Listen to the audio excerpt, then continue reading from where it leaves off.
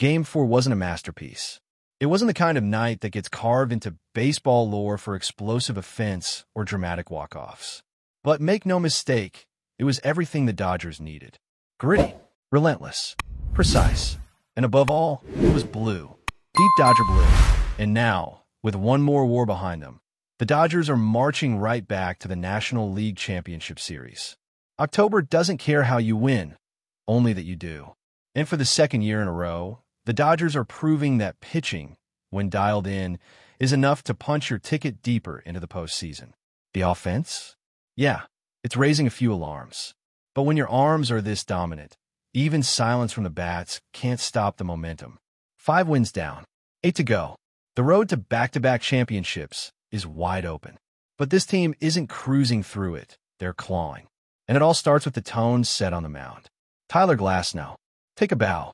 6 innings, 2 hits, 3 walks, 8 strikeouts. Total domination. This wasn't some lucky performance. This was a man seizing the moment, showing the Dodgers exactly why they gave him a 9-figure deal. This is why you bring in a guy like Glasnow, because when the lights are brightest and the margin for error disappears, you need a starter who can throw fire and not blink. There's always been that frustrating what-if cloud hanging over Glasnow's career.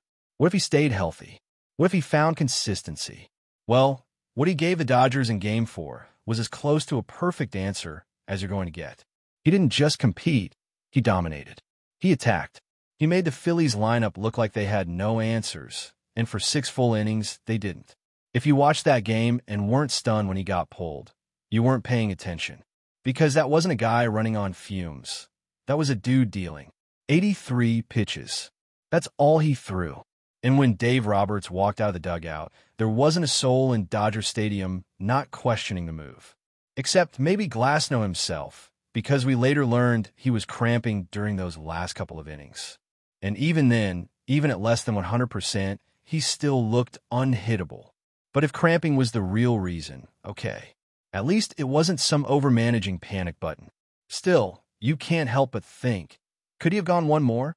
Because the way he was pitching, it looked like he could have gone 9. But hey, the bullpen answered. The arms that followed didn't flinch. Emmett Sheehan gave up a run, but held the line. Sasaki, my God, Sasaki was a machine. We've seen talent rise in the postseason, but the transformation from a struggling rookie to an ice-cold closer is something else. A month ago, we weren't even sure if he'd make the playoff roster. Now, he might be the biggest X-factor left on this team. 3 innings, 9 batters up, 9 batters down, in a win-or-go-home game. That's not just dominance. That's a coming-out party. This man has gone from question mark to weapon, and right now, he might be the most trustworthy name in the bullpen. That splitter? Untouchable. The velocity? Absurd. And maybe even more important, the composure. He didn't just survive the moment. He owned it. You want to know how good this guy has gotten? The Phillies didn't even touch the ball against him. Forget hits. They barely made contact. And it wasn't just Game 4. This has been building. The coaching staff made a tiny adjustment, get lower on that back leg, and suddenly it's like they activated a cheat code. He went from struggling with control to absolute laser focus. And when you pair that with one of the nastiest pitch mixes in the league, you get this. A rookie who's closing out playoff games like a 10-year vet. And let's give credit to the rest of the bullpen, too. Vija came in and did his job. Sheehan, even with the error at first, bounced back and kept the damage minimal. The collective effort from this pitching staff was the only reason the Dodgers pulled this one out. Because let's be real, the bats were nowhere to be found. 2 runs. One came on a bases-loaded walk. The other came on an infield error. That's it. That's how the Dodgers survived. They weren't smashing the ball around the park. They weren't putting together highlight reel innings. They just did enough. Barely. But in October, that's sometimes all it takes. Still, the silence from the offense can't be ignored. Page's Sheehan, hitless. Will Smith looked like he was getting his timing back, but not enough to do real damage. Ohtani? Ice cold. 1 hit in the entire series. And yet, he still mattered. His presence in the box changed the game. When the Phillies intentionally walked him with runners on, that opened the door for Mookie Betts to work a walk that tied the game. That's impact, even without the stat line. But man, this lineup needs to wake up. You can't ride pitching alone all the way to a World Series. Not in a 7-game NLCS. Not against teams with depth. If this team wants to hoist the trophy again, the bats have to come alive. Because let's be honest, we can't rely on bases-loaded walks and defensive errors forever. Yet even with the offensive woes, this team didn't fold. They didn't crack. They didn't let a lack of hits break their spirit. They found a way to win. And that speaks to something bigger than just talent. That speaks to identity, to championship DNA, to a core that's been through the fires and knows how to survive when things get messy. The Dodgers didn't win this series because of fireworks. They won it because they outlasted, because they pitched better, because they made fewer mistakes, because they believed. Coming into the postseason, there were doubts. Could this team handle adversity? Would the pitching hold up? Could the offense deliver when it mattered most? And while a few of those questions still linger, there's no doubt now that the fight is there. The resilience is there. And in October, that's everything. You make your own luck in this game. The Dodgers aren't waiting around for breaks. They're forcing teams to beat them, and more often than not, they can't. The Phillies found that out the hard way. One defensive lapse, one bad decision, and the series was over. That's October baseball. Now the focus shifts. The Dodgers are in the NLCS, and while there's reason to celebrate, there's just as much reason to be locked in, because the road ahead isn't getting any easier. Whether it's the Cubs or the Brewers, one thing is clear. The margin for error is shrinking, and this offense needs to rise from the shadows if the Dodgers are going to make it back to the World Series. Let's talk about what's not working. You can't hide it anymore. This lineup, stacked with all-stars and MVPs, has been unrecognizable at the plate for most of this postseason run. Yes, they've had clutch moments, but they haven't strung together the kind of rallies you expect from this group. There's no rhythm, no flow, just scattered hits and a lot of missed opportunities. A team that led the league in slugging during the regular season now feels like it's hoping for the other team to blink first. That won't cut it in a best-of-7. And yet, there's hope because the pitching has been that good. It's masked a lot of the issues. We're not just talking about starters giving quality innings.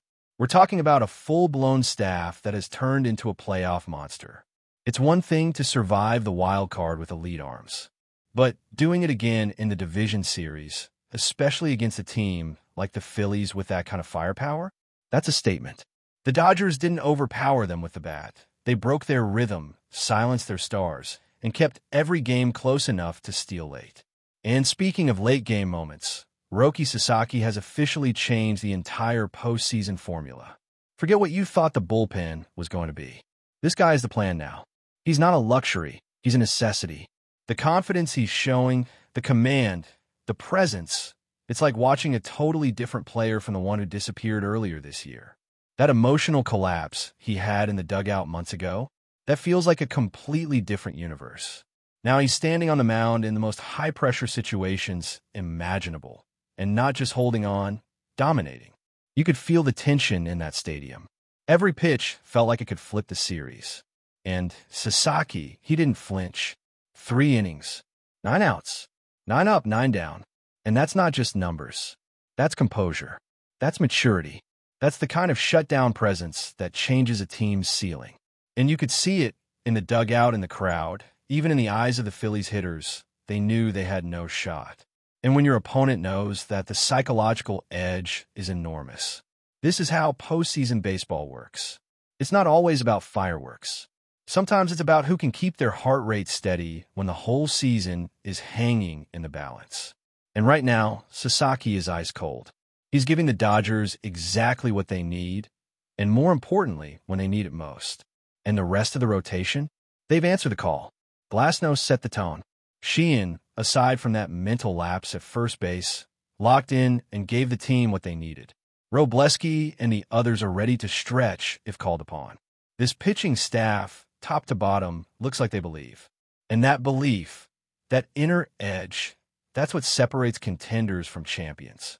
But belief alone won't bring a trophy. At some point, this lineup has to find its identity again.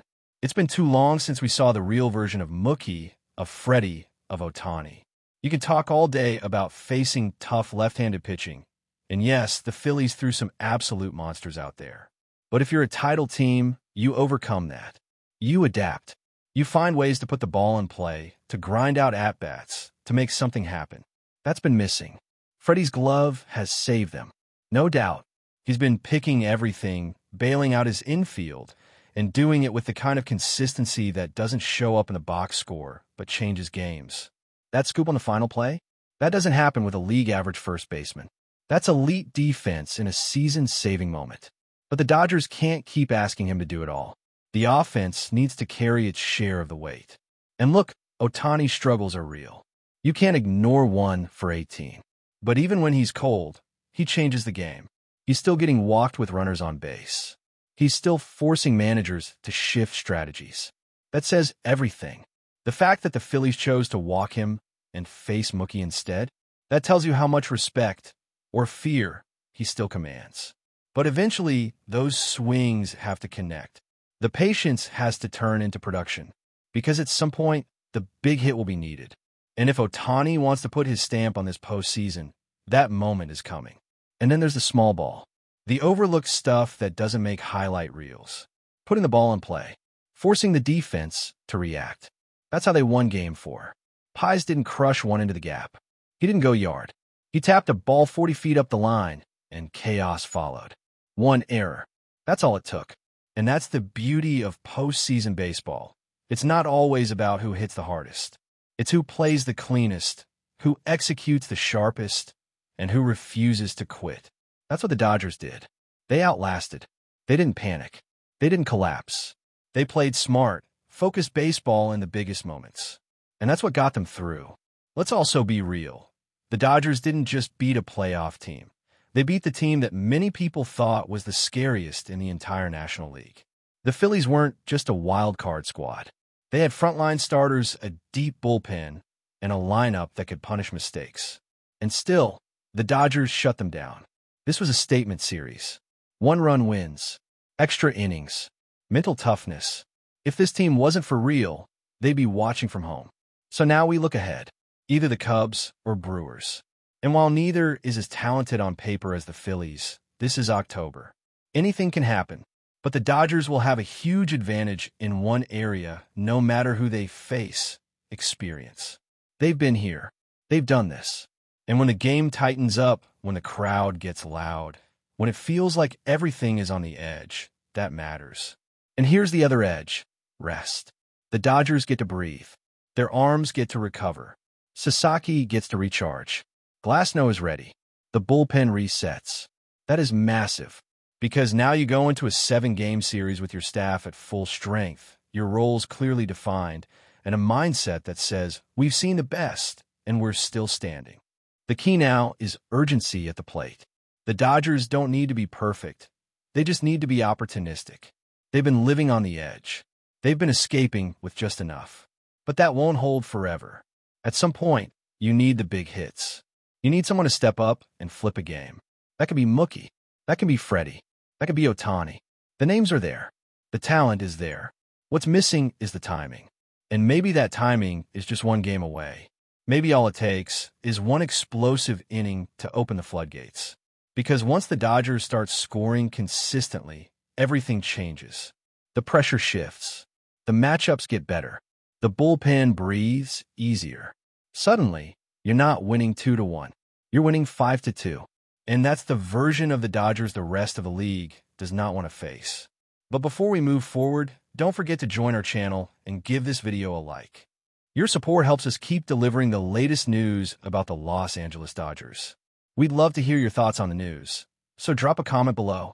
Whispers from Los Angeles are growing louder after Justin Turner, the veteran third baseman, reportedly opened up about life inside the Dodgers clubhouse, describing the atmosphere as unbearable. Though the comments have not been extensively detailed, insiders suggest that tensions have been simmering beneath the surface for months, with personalities clashing and disagreements on leadership and strategy creating an increasingly hostile environment.